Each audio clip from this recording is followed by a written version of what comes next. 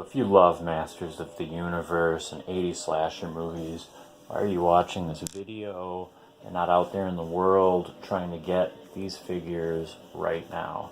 This is the Savage World collection from Funko. Thank you, Funko, and fuck you, Funko. Can't believe you've done this. Never thought in a million years. So these are Masters of the Universe size figures. It's the second line that they've done after Mortal Kombat. Next ones are Thundercats, and they have a Batman line coming out soon too. That one's called Primal Age.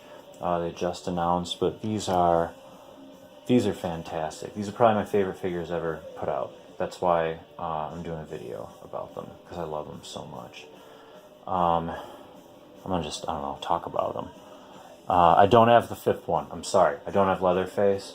Sometimes when you're a 35-year-old man and you have responsibilities, you might have someone in your life that tells you maybe you shouldn't get all of them. But what's funny is when I showed her these, she insists I get that. I think she actually thinks Leatherface is like the coolest one now. I like it. She insists I complete these. So I will be, but whatever. Jason is he probably fits into like the Masters of the Universe world a little bit more easily than these other guys. His look is so cool. There's so many great details. His like ribs and his spine sticking out, and that chain, and his weapons are pretty cool. He could have had him like something more of a machete or something a little bit more classic Jason, but whatever. I'm not complaining. Oh, they stand up very well, I promise you. Freddy's a stretch. He's got kind of an Assassin's Creed thing going on. But he's fantastic. Freddy's my favorite of all the 80s slasher guys. Freddy, then Michael, then Jason, then Chucky, probably. His glove is sick. Freddy Krueger, ladies and gentlemen. You can fight with your He-Man. This is a stretch, I have to say. Mike Myers being sleeveless. And what's funny about him and Pinhead is their respective properties that they used are a little bit different. Halloween Resurrection is on the box for him, so it's definitely a licensing thing. And then Hellraiser 3 is on Pinhead's box. He had dual kitchen knives. I already lost the other one somewhere in the case back there with a bunch of my other kind of collectible stuff like this, and so he's only got one right now, but that's in there somewhere. But it doesn't fit very well.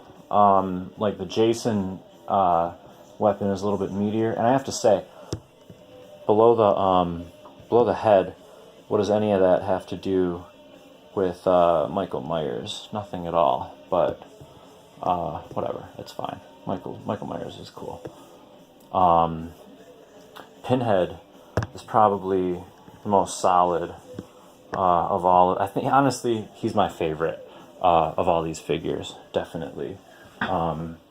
He also comes with these kind of dainty little weapons here, but he's got the puzzle box, which is the coolest accessory out of all of these for sure. I think Pinhead, all considered, even Leatherface, I say he wins best figure in this collection. He's fantastic. He also, just like Jason, it's like they could almost fit into a horribly disturbing version of Masters of the Universe. So yeah, who would have ever thought that you could someday have Iron Sheik and Hulk Hogan having beer and playing with a puzzle box. Like, why is it a puzzle, right? Then all of a sudden, Pinhead shows up and says, something flesh, something bondage, soul. He's awesome. Pinhead. Do you agree? Do you disagree? So who knows where they're gonna go with these guys after all this? Thundercats, Batman, they're next. What else would be awesome? I have an idea. How about Pop Stars? I like these kind of mashup things too. I did last year. This is my Prince Masters painting. Eventually, I'm gonna have Madonna as Evelyn, but for now, you know what's funny is I didn't know until somewhat recently that the Big Jim line, what they use to make Cringer is the exact same thing as this. I just wanted to make it closer to the colors on Thriller. But enough about that stuff. This line's amazing. Whoever thought it would ever happen? Your favorite 80s slasher guys can fit into your Castle Grayskull, which they definitely will be. You can have April O'Neil babysitting,